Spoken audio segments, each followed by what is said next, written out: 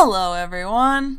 This guide will give you all the information you need to maximize your time AFKing the Slayer creature, Turoths.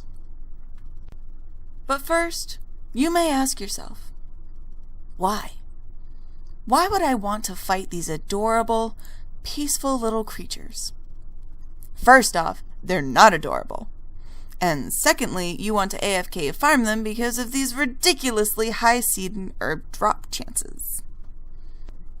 Because of the large amount of seeds they drop, this is actually the best, that I know of, active AFK farming XP. Doing actual farming will give you better XP, but once you plant your crops, it's all just waiting. And the player-owned farm requires you to feed your animals, clean up after them, water them, heal them, breed them, and then harvest them. Why do all that when you can just mass murder these ugly things? Alright, moving on to the setup. Which combat style doesn't really matter between ranged and magic, although these creatures can only be hurt with specific weapons. For magic, you can use the Slayer Staff, the Staff of Light, Staff of Darkness, or the Abyssal Wand. And for the ranged, you can either use broad arrows with any bow, or any crossbow with broad-tipped royal or ascension bolts. Because the only thing that matters for ranged is the type of bolt, I would recommend using crossbows over magic, since you can use a much higher level weapon. The best place to farm Turoths would be in the Fremennik Slayer dungeon.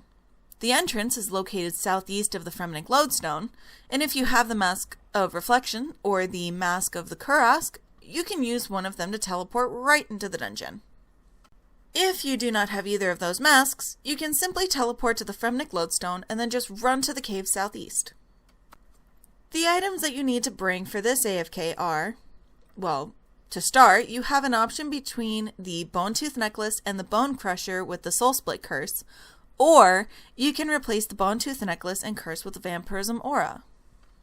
You should bring the Scrimshaw of Aggression, which can be bought on the GE for fairly cheap, the Gold Accumulator, an herb bag from the Herby Werby minigame, the upgraded herbicide from the player-owned farm, the seedicide from either the player-owned farm or from the Cabbage Face Punch Bonanza minigame, and the Spring Cleaner, just to elk or disassemble the medium adamant salvages.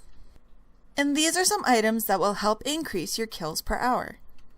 The Cinderbane Gloves, a Dust Devil with Smoke Cloud Scrolls, a Poison Potion, having Curses unlocked, an upgraded Gem Bag, if you plan to pick up some of the extra loot, and having the Caraming perk on your weapon.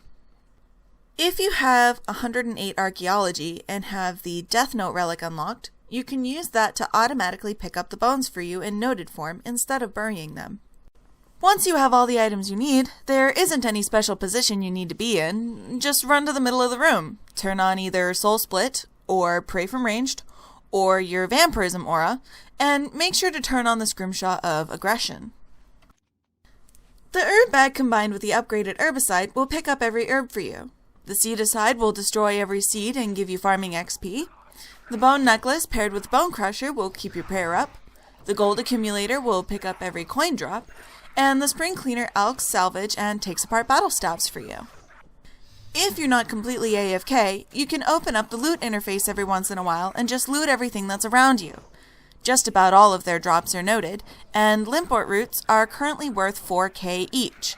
Looting will add around 1 million additional profit at the cost of it being AFK. After using the full 1 hour of my Scrimshaw of Aggression, my rune metrics has a total of 4.3 million profit. This total I have does include the cost of the Scrimshaw. I reset the counter right after I activated it. For this trip, I did use the Death Note relic and use the Vampirism Aura to heal instead of Soul Split, and this made me an extra 600,000 in bones. The rune metrics also show all the drops value. Because I did this run completely AFK, I didn't pick up anything that was not automatically picked up. If I were to pick everything up, or at least most of it, I would have gotten an additional 1.7 mil, give or take a few 100,000. And for farming XP, I ended up with 180,000 farming XP. For being completely AFK and earning 4 million plus, this is quite a nice method for training farming. Well, that was all I had for this video. Like always, thank you all for watching, and I wish y'all happy gaming.